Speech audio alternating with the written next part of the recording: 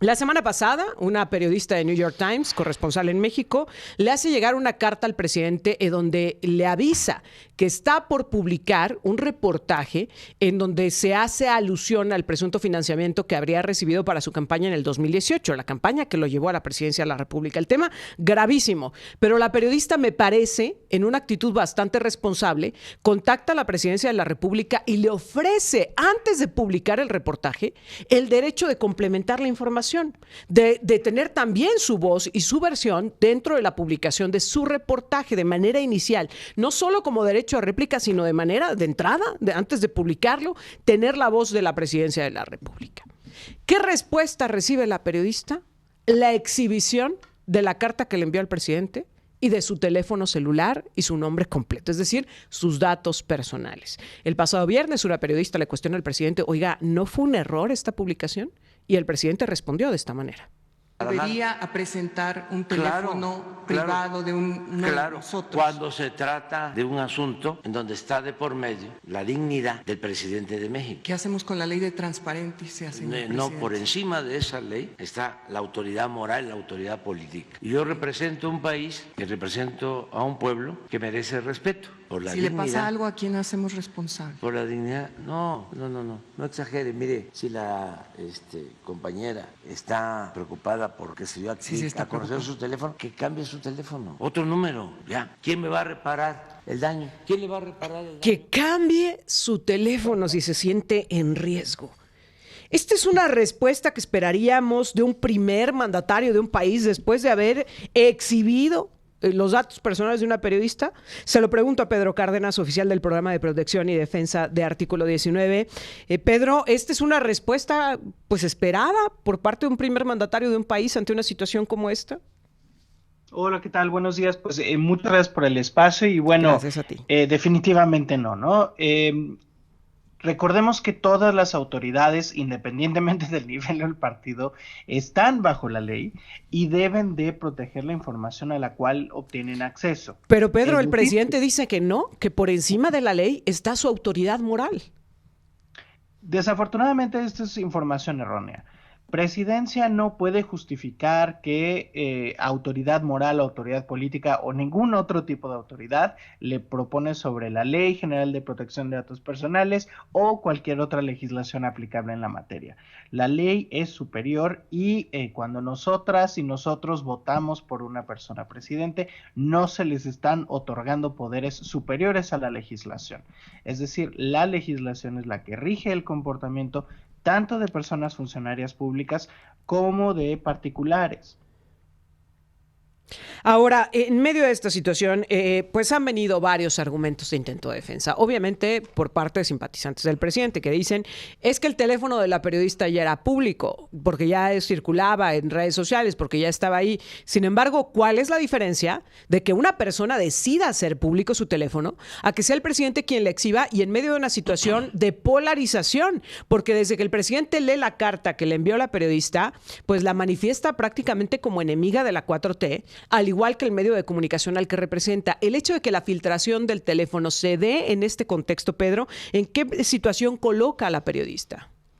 Absolutamente, creo que das en el clavo, Erika, al resaltar que no es lo mismo que el número se encuentre, por ejemplo, en alguna página web, en alguna red social en particular, porque la plataforma, digamos, es mucho menor. Hay que considerar varios temas.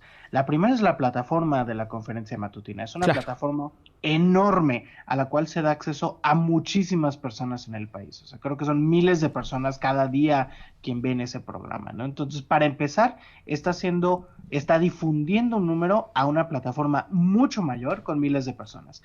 Y la segunda capa, que es la que estaba resaltando, efectivamente es que prácticamente se está incitando a decir, miren, esta persona es enemiga de este gobierno, ¿no? Es adversaria de este gobierno. Y se genera un proceso justificante para agredir a la prensa. Recordemos que la conferencia matutina se ha utilizado en múltiples ocasiones, como hemos documentado, no solo artículo 19, sino también como lo ha resaltado la misma Relatoría de Libertad de Expresión de la Comisión Interamericana de Derechos Humanos, diciendo que se está utilizando esta conferencia como un proceso no de diálogo, no de un proceso democrático de apertura de información, sino para estigmatizar y catalogar a la prensa como adversaria. Y esto genera un justificante, y hemos visto en múltiples ocasiones que cuando una persona periodista hace alguna crítica, hace alguna pregunta a Presidencia y Presidencia responde de manera estigmatizante, eso se ve reflejado después en las redes sociales de la persona, se ve reflejado también inclusive lo hemos visto ya en el campo físico, ¿no? De periodistas que son agredidos en la calle diciendo, ay, tú, chayotero, vendido, ¿no? Claro. Entonces, esto ya es un impacto tremendo. Ahora, la periodista en cuestión ha solicitado protección. ¿Tú tienes información al respecto, Pedro? ¿Se ha acercado con ustedes? ¿Se siente amenazada en medio de una exhibición como esta?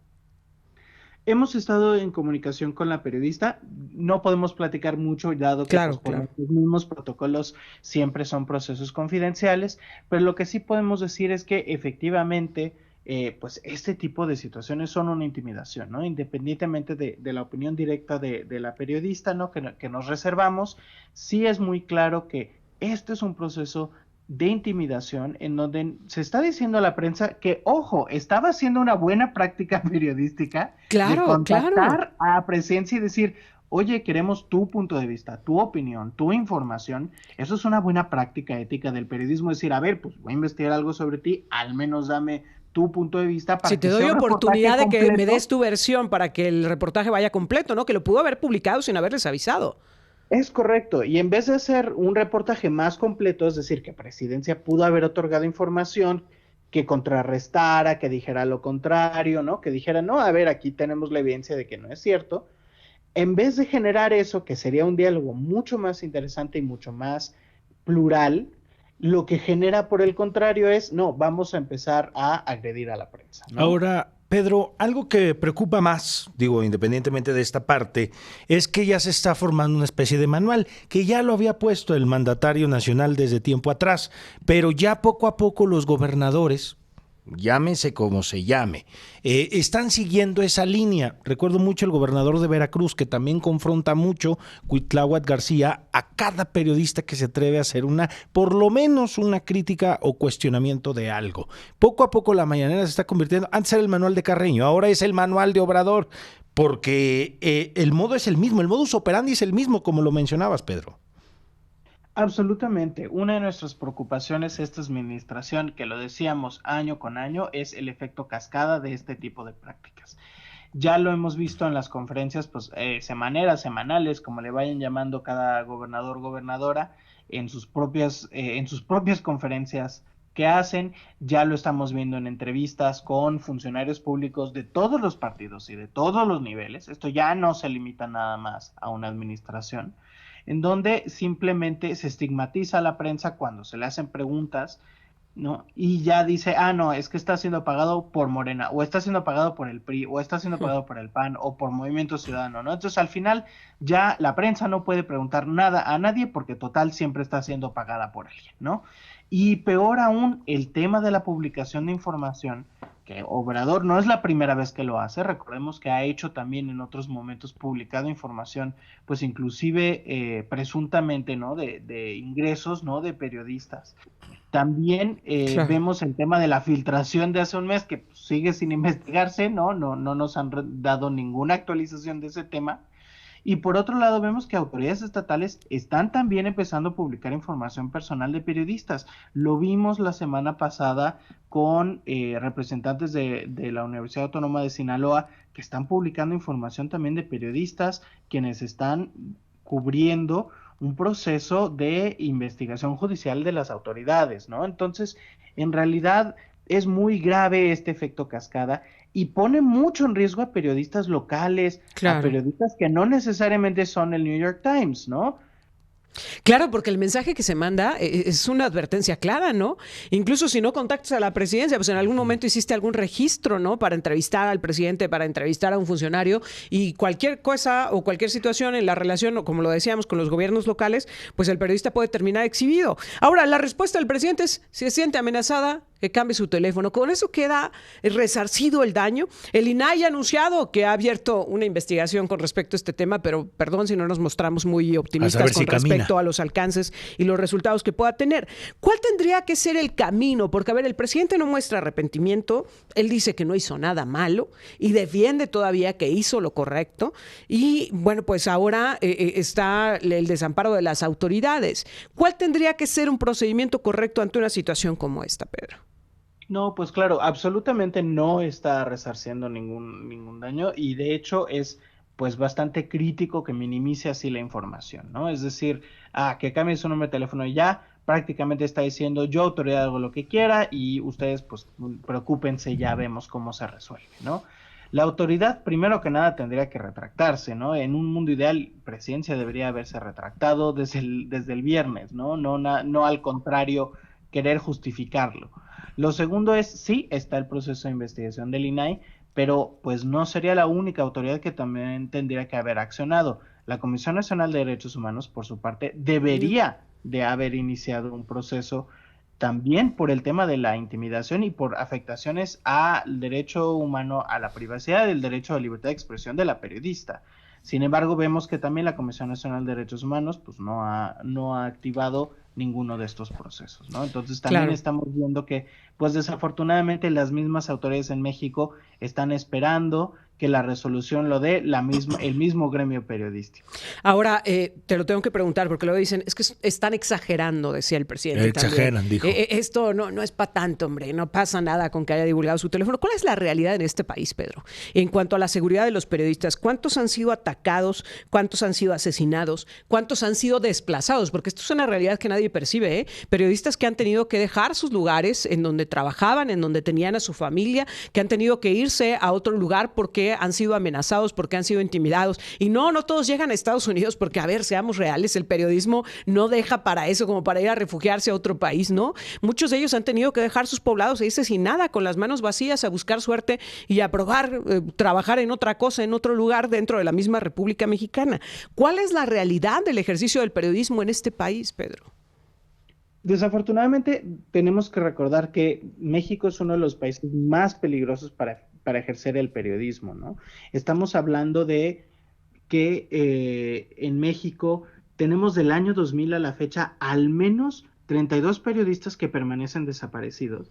Tenemos al menos 163 periodistas que han sido asesinados, cuyos niveles de impunidad están arriba del 99%. Uf. Es decir, en los pocos casos donde hay un avance es meramente de autores materiales, pero los autores intelectuales, quienes han agredido a la prensa, nadie los investiga, nadie los detiene y nadie inicia un proceso claro de investigación, ni Fiscalía Federal ni las estatales, dependiendo de quién estén al cargo, ¿no? Entonces, hablamos de un contexto así, hablamos de un contexto donde en promedio cada 16 horas se agrede a la prensa en este país, ¿no? Colocándolo como un país francamente de alto riesgo contra la prensa. En un país donde se persigue periodistas, en un país donde delincuencia organizada y autoridades también agreden a la prensa, pues publicar un número así es terrible. Y el desplazamiento que mencionabas, por supuesto, es gravísimo. Miren, por solo dar números del propio mecanismo de protección a periodistas, ¿no? El año pasado hubo al menos 43 refugios activados, es decir, al menos 43 periodistas se tuvieron que mover a otro estado de la República para huir de la violencia, y eso es solo del año pasado.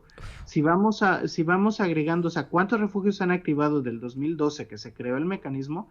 Han sido 428, o sea, al menos, y esos son los periodistas que utilizaron el mecanismo, más los periodistas quienes no han utilizado este proceso, quienes se han movilizado por sus propios medios, y periodistas quienes se han exiliado, es decir, que han salido del país. Pedro, finalmente, hablemos del efecto en cascada, de lo que esto ha generado, porque además el problema es que no solo se difundió el teléfono de la periodista, sino que de ahí en adelante empezó una guerra en donde se publicó el teléfono de la candidata a la presidencia por parte de Morena, Claudia Sheinbaum, de personas cercanas al presidente, entre ellas el hijo del presidente, José Ramón López Beltrán, quien decía, y quiero leer la publicación que hizo en su cuenta de X: en las últimas horas he sido objeto de un acto de invasión a mi privacidad. Él sí dice, publicar su teléfono es un acto de invasión a la privacidad a través de la filtración de de mi número telefónico. Este acto, que entiendo como una forma de venganza y un intento de hacer daño, no solo me afecta a mí, sino que también pone en riesgo a mi familia y la seguridad que merecen. Y bueno, pues lo que le respondían muchos de quienes vieron esta publicación, de quienes navegan en las redes sociales es, dice tu papá que no hay riesgo, que cambies el teléfono. Luego vino también la filtración del teléfono de la candidata a la presidencia de la oposición, de Xóchitl Gálvez. Y vaya usted a saber cuántas filtraciones de teléfonos más vamos a atestiguar durante esta semana. Este efecto en cascada que ha causado esta publicación del teléfono de la periodista por parte del presidente, ¿a dónde nos está llevando? Porque pareciera que hay una polarización cada vez más fuerte y una guerra desatada ya de manera abierta. Absolutamente. El hecho es que cuando Presidencia hace este tipo de prácticas, y claramente lo vemos aquí, da la luz verde para que puedan seguir pasando por cualquier persona, es decir, funcionarios públicos, partidos políticos, personas privadas, ¿no? Y el efecto pues ya quedó, el daño está hecho, ¿no? Y ahora es muy preocupante que se mantenga esa situación, porque vemos claro que prácticamente pues entramos a un proceso electoral donde ya pues ahora sí que la ley ha sido totalmente violentada. Estamos prácticamente iniciando un proceso de selección de quién será próxima presidenta o presidente, hay un candidato, ¿no? En donde vemos también que pues francamente ya la autoridad ha descartado el proceso de la legislación y pues habla de esta situación donde ya todo se vale, y particularmente para la prensa es de alto riesgo. En lo que va de este fin de semana, al menos hemos identificado 2 casos más de filtraciones de números telefónicos de periodistas. Obviamente lo de los candidatos y las de otras personas también es preocupante. En nuestro caso, bueno, nuestro trabajo principalmente se enfoca en prensa, pero pues sí nos preocupa que estén ocurriendo este tipo de situaciones. El fin de semana el presidente se lanzó en contra de YouTube por haber bajado su rueda de prensa matutina en donde difundía el teléfono de la periodista. ¿Fue una decisión correcta por parte de esta plataforma? YouTube como tal, dentro de sus normativas, siempre ha limitado publicación de información personal o privada, ¿no? Presidencia, pues a fin de cuentas podrá no gustarle, pero pues es una normativa que YouTube la ha aplicado. Que es de la plataforma. En todo momento, ¿no? YouTube, nosotros lo hemos documentado, lo ha aplicado contra periodistas, críticos a él, periodistas a favor de él, ha ocurrido en múltiples ocasiones, ¿no? Meramente porque pues es una norma interna de YouTube, ¿no? Entonces ahí pues francamente digo, pudieron subir otra vez la mañanera, meramente ya sin el número, y se acabó. Que el resto de la información ahí sigue, no se ha perdido. Pero a ver, nada. ¿qué hay de fondo en esa inconformidad? ¿Qué buscaba el presidente con la difusión del teléfono de la periodista? ¿Era un mensaje de intimidación, Pedro? ¿Era mandarle, no un mensaje a esa periodista, sino era mandar un mensaje a la prensa y decir, cuidado con quien se meta con nosotros porque lo vamos a exhibir de esta manera? ¿Era una amenaza, pues? No hay, digamos que por su respuesta el viernes, desafortunadamente no hay otra manera de verlo. Es decir, después de la mañanera del jueves, cuando hace pública la información, uno pudiera pensar, bueno, fue error, no lo debieron de haber hecho, ¿no? Pero el viernes lo que nos dice Presidencia es, lo hago, lo volveré a hacer, ¿no? Claro. Y esto es porque mi dignidad es superior, ¿no? Es decir, la dignidad del puesto, la autoridad moral, la autoridad política está sobre esta legislación, ¿no? Y entonces lo que nos queda claro es que el mensaje es cualquier cosa que me afecte a mí y que yo considere contraria a mi dignidad de autoridad, yo voy a hacer lo que quiera, ¿no? Y entonces ese es el mensaje. Y es claro que es un mensaje de silencio a la prensa. Pedro Cárdenas, oficial del Programa de Protección y Defensa de Artículo 19, te agradezco mucho que nos hayas tomado la llamada y pues ojalá veamos un cambio. Ya no digo en esta administración, pero por lo menos en las que están por venir y que hoy, pues 2 de las candidatas principales a la presidencia han sido involucradas en esta situación porque se han ventilado sus teléfonos celulares, sus teléfonos privados, pues por lo menos que esto sirva y siente un antecedente para que la relación de los medios de comunicación con quien llega a la presidencia pues se dé en términos distintos. Creo que a todos nos enriquece cuando hay una relación de provecho. Como lo decíamos, el presidente pudo haber respondido, pudo haber dado su versión y hubiera sido muy enriquecedor para los ciudadanos el poder tener ambas versiones, ¿no? La de que si la autoridad norteamericana está investigando o no y la respuesta por parte de Presidencia. Creo que a todos nos enriquecería cambiar la relación entre las autoridades y los medios de comunicación. Te agradezco mucho, Pedro. Al contrario, gracias a ustedes por el espacio. Muy buenos días. Bueno, pues ya lo decíamos, Pedro Cárdenas, oficial del Programa de Protección y Defensa de Artículo 19,